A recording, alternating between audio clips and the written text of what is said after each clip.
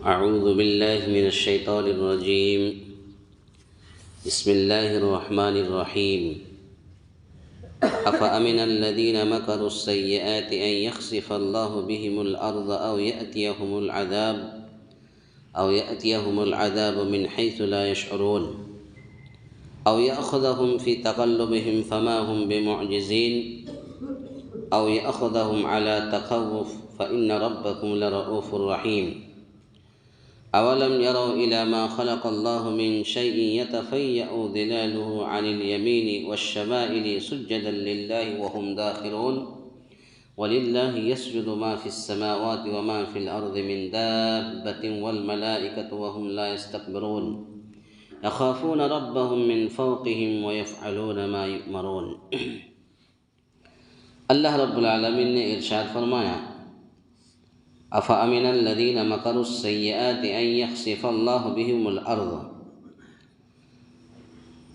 بدترین مکر کرنے والے کیا اس بات سے بے خوف ہو گئے ہیں کہ اللہ تعالیٰ انہیں زمین میں دھسا دے یا ان کے پاس ایسی جگہ سے عذاب آ جائے جہاں کا انہیں وہم و گمان بھی نہ ہو.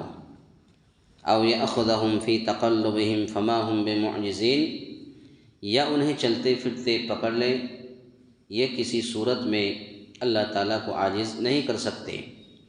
او یأخذہم علی تخوف فإن ربکم لرؤوف رحیم، یا انہیں ڈرا دھمکا کر پکڑ لے، پس یقیناً تمہارا پروردگار اعلیٰ شفقت اور انتہائی رحم والا ہے. اولم يروا الى ما خلق الله من شيء يتفيأ ظلاله عن اليمين والشمائل سجدا لله وهم داخرون، کیا انہوں نے اللہ کی مخلوق میں سے کسی کو بھی نہیں دیکھا کہ اس کے سائے دائیں بائیں جھک جھک کر اللہ تعالیٰ کے سامنے سجد بسجود ہوتے اور عاجزی کا اظہار کرتے ہیں. وَلِلَّهِ يَسْجُدُ مَا فِي السَّمَاوَاتِ وَمَا فِي الْأَرْضِ، یقیناً آسمان و زمین کے کل جاندار اور تمام فرشتے اللہ تعالیٰ کے سامنے سجدے کرتے ہیں اور ذرا بھی تکبر نہیں کرتے. یخافون ربہم من فوقہم ویفعلون ما یؤمرون، اور اپنے رب سے جو ان کے اوپر ہیں کپ کپاتے رہتے ہیں اور جو حکم مل جائے اس کی تعمیل کرتے ہیں. یہ سورۃ النحل کی آیت نمبر 45، 46، 47، 48، 49، 50. پہلے 3 آیت کریمہ کے اندر اللہ رب العالمین نے مجرم کے تعلق سے بیان کیا ہے کہ ایک مجرم بے خوف کیسے ہو سکتے ہیں، اور پھر اس کے بعد 3 آیت کریمہ کے اندر اللہ رب العالمین نے یعنی ہر چیز، دنیا کی تمام چیزیں، دنیا کی تمام جاندار اللہ تعالیٰ کے سامنے سجدہ ریز ہو جاتے ہیں، سجدہ کرتے ہیں. اللہ رب العالمین نے فرمایا او یأخذہم فی تقلبہم فما ہم بمعجزین. تقلب کا کئی معنی ہیں، کئی مفہوم ہو سکتے ہیں. مثلا جب تم تجارت اور کاروبار کے لیے سفر پر جاؤ، یا پھر ایک معنی یہ ہے کہ جب تم کاروبار کو فروغ دینے کے لیے مختلف حیلے اور طریقے اختیار کرو. ایک معنی یہ ہے کہ یا رات کو آرام کرنے کے لیے اپنے بستروں پر جاؤ. یہ تقلبن کے مختلف مفہوم ہیں. اللہ تعالیٰ جب چاہے ان صورتوں میں بھی تمہارا مواخذہ کر سکتا ہے. کہنے کا مطلب یہ ہے کہ تم تجارت میں ہو یا کاروبار کے لیے سفر پر ہو تبھی اللہ تعالیٰ تمہارا مواخذہ کر سکتا ہے، یا تم اپنے کاروبار کے لیے ہیلے اور بہانے اور نہ جانے کیا کیا طریقہ اختیار کرتے ہو تب بھی اللہ تعالیٰ تمہارا مواخذہ کر سکتا ہے. اور نہیں تو پھر رات میں آرام کرنے کے لیے اپنے بستر پر جاتے ہو، اس وقت بھی اللہ تعالیٰ تمہارا مواخذہ کر سکتا ہے، تم کو پکڑ سکتا ہے. اس کے بعد پھر اللہ رب العالمین نے فرمایا او یأخذہم علی تخوف فإن ربکم لرؤوف رحیم. تخوف یا انہیں ڈرا دھمکا کر پکڑ لے، پس یقیناً تمہارا پروردگار اعلیٰ شفقت اور انتہائی رحم والا ہے. تخوف کا یہ مطلب بھی ہو سکتا ہے کہ پہلے سے ہی دل میں عذاب اور مواخذے کا ڈر ہو۔ ایک انسان چوری کرتا ہے، چوری کرنے سے پہلے یہ دعا ضرور کرتا ہے، اے اللہ میں پکڑا نہ جاؤں۔ تو تخوف کا مطلب یہ بھی ہو سکتا ہے کہ پہلے سے ہی جو لوگ اللہ کی باتوں کا انکار کرتے ہیں، نبی کی باتوں کا انکار کرتے ہیں، نبی کو برا بھلا کہتے ہیں، تو ان کے دل میں پہلے سے ہی دل میں عذاب اور مواخذے کا ڈر ہو۔ جس طرح بعض دفعہ انسان کسی بڑے گناہ کا ارتکاب کر بیٹھتا ہے تو خوف محسوس کرتا ہے۔ کبھی کبھی کسی انسان کو دیکھیے بہت مایوس بیٹھا رہتا ہے، آخر پوچھے تو کہتے ہیں کہ بہت بڑا گناہ ہم نے کر لیا ہے، تو اس وقت اس کو دل میں خوف اور محسوس کرتا ہے کہ کہیں اللہ میری گرفت نہ کر لے۔ چنانچہ بعض دفعہ اس طرح بھی مواخذہ ہوتا ہے کہ وہ گناہوں پر فوراً مواخذہ نہیں کرتا۔ سب سے پہلی چیز تو یہ ہے کہ اللہ رب العالمین فوراً مواخذہ نہیں کرتا۔ کوئی انسان کتنا ہی بڑا گناہ کرے فوراً مواخذہ نہیں کرتا، کچھ دن تک مہلت دیتا ہے، اور اس مہلت سے بہت سے لوگوں کو توبہ استغفار کی توفیق بھی نصیب ہو جاتی ہے۔ تو جن کے دل میں اللہ کا ڈر اور خوف پھر بعد میں ہوتا ہے تو وہ پھر توبہ استغفار کے ذریعے سے وہ گناہوں کو چھوڑ دیتے ہیں اور اللہ کی طرف رجوع کر لیتے ہیں۔ تو اللہ تعالیٰ گناہوں پر فوراً مواخذہ نہیں کرتا بلکہ مہلت دیتا ہے، کہ ہو سکتا ہے کہ اس مہلت کی وجہ سے انسان کے دل میں اللہ کا ڈر اور خوف ہو اور پھر وہ اللہ تعالیٰ کی طرف رجوع کر لے اور گناہوں کو چھوڑ دے۔ تو بہت سارے لوگ ایسے بھی آپ کو مل جائیں گے کہ گناہ کرتے کرتے ان کو بعد میں احساس ہوتا ہے کہ اب موت کا وقت آ گیا، اب ہم مر جائیں گے تو اب اللہ تعالیٰ کے پاس کیا جواب دیں گے۔ تو پھر مرنے سے پہلے وہ توبہ استغفار کر لیتے ہیں اور پھر اللہ کی طرف رجوع کر لیتے ہیں۔ اس کے بعد پھر اللہ رب العالمین نے فرمایا اولم یروا الی ما خلق اللہ من شیء یتفیأ ظلالہ عن الیمین، کیا انہوں نے اللہ کی مخلوق میں سے کسی کو بھی نہیں دیکھا کہ اس کے سائے دائیں بائیں جھک کر اللہ تعالیٰ کے سامنے سجدے سرب سجود ہوتے ہیں اور عاجزی کا اظہار کرتے ہیں۔ اب یہاں سے ہر جاندار اللہ رب العالمین کے سامنے سجدہ ریز ہو جاتے ہیں۔ اللہ تعالیٰ کی عظمت و کبریائی اور اس کی جلالت شان کا بیان ہے کہ ہر چیز اس کے سامنے جھکی ہوئی اور مطیع ہے۔ جتنی بھی چیزیں ہیں، آسمان کے اوپر، آسمان کے نیچے، زمین کے اوپر، زمین کے نیچے، جتنے بھی چیزیں ہیں، حیوانات، نباتات، جمادات، انسان، جن، پتھر، شجر، حجر، جتنے بھی چیزیں ہیں، ملائکہ، فرشتے، یہ جتنے بھی ہیں، جمادات ہو، حیوانات ہو یا جن ہو، انسان ہو، ملائکہ ہو، شجر ہو، حجر ہو، کوئی بھی چیز ہو، ہر وہ چیز جس کا سایہ ہے، ہر وہ چیز جس کا سایہ ہے اور اس کا سایہ دائیں بائیں جھکتا ہے، تو وہ صبح شام اپنے سائے کے ساتھ اللہ کو سجدہ کرتی ہے۔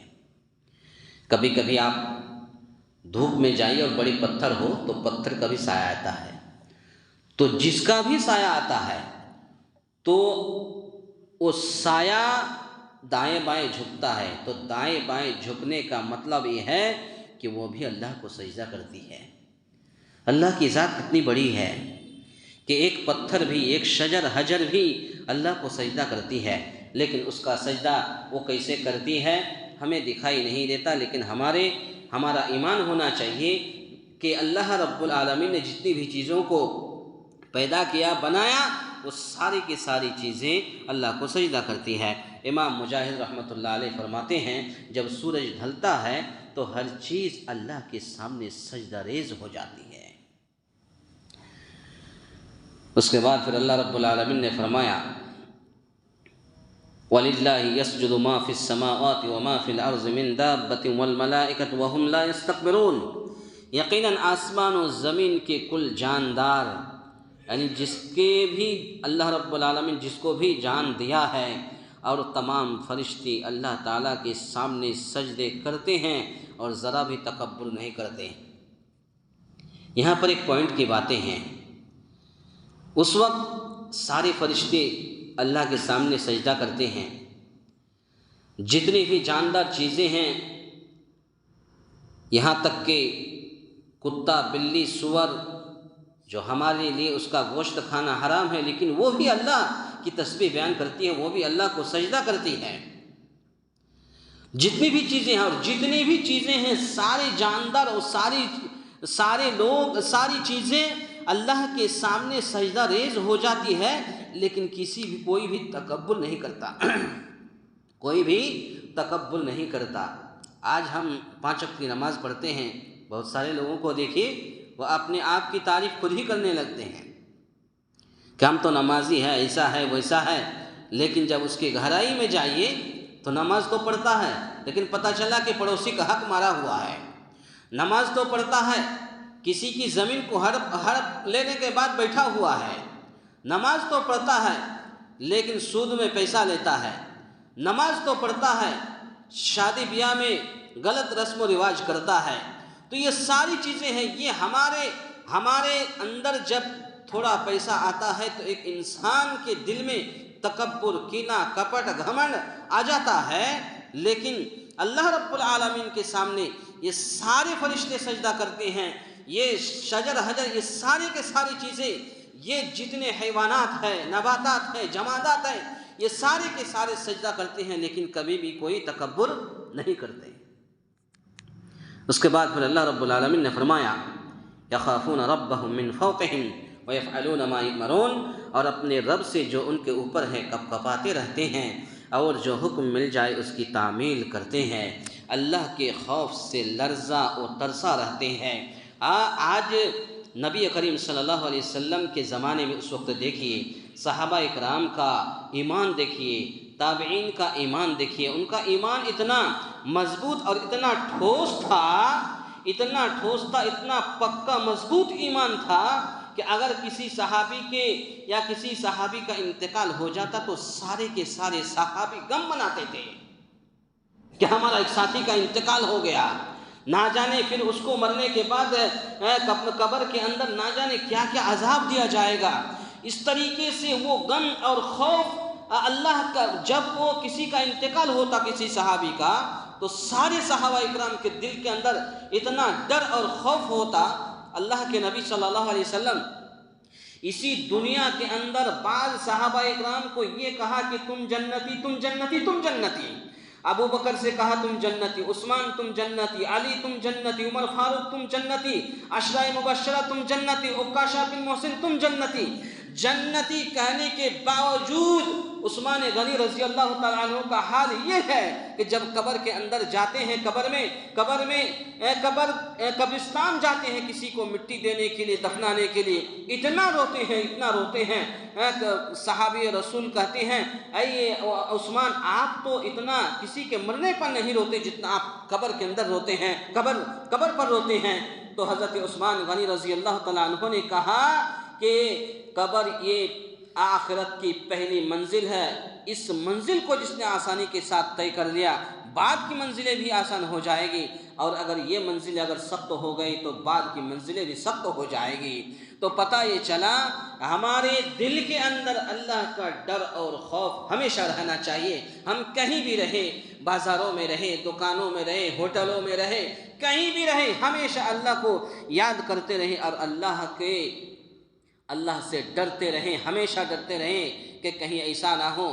آج انسان کی موت دیکھیے، ایک انسان نماز پڑھ کے جاتا ہے، سویا ہی رہ کے مر جاتا ہے۔ آج انسان ایک تھوڑی سی بیمار میں آج انسان مر جاتا ہے۔ تو موت کی کوئی گارنٹی نہیں ہے، مرنا ہے، مٹی کے اندر جانا ہے۔ تو مرنے سے پہلے ہمیں دل کے اندر اللہ کا ڈر اور خوف ہمیشہ ہونا چاہیے۔ اس کے بعد پھر اللہ رب العالمین نے فرمایا کہ اللہ کے حکم سے سرتابی نہیں کرتے، بلکہ جس کا حکم دیا جاتا ہے بجا لاتے ہیں، جس سے منع کیا جاتا ہے اس سے دور رہتے ہیں۔ یہ اللہ رب العالمین فرشتوں سے کہتے ہیں کہ فرشتے ایسے ہیں، ان کو جو بھی حکم ہوتا ہے یہ حکم کو بجا لاتے ہیں اور حکم کی تعمیل کرتے ہیں۔ اور جس چیز سے منع کرتے ہیں یہ فرشتے رک جاتے ہیں۔ تو گویا کہ پتہ یہ چلا، اور آج کے درس کا خلاصہ کلام یہ ہے کہ ہمیں بھی اللہ رب العالمین نے جس چیز کو کرنے کا حکم دیا ہے اس چیز کو کریں، اور جس چیز سے منع کیا ہے اس چیز سے رک جائے۔ یہی تأمرون بالمعروف وتنہون عن المنکر، یہی ہے کہ بھلائی کا حکم دے اور برائی سے روکے۔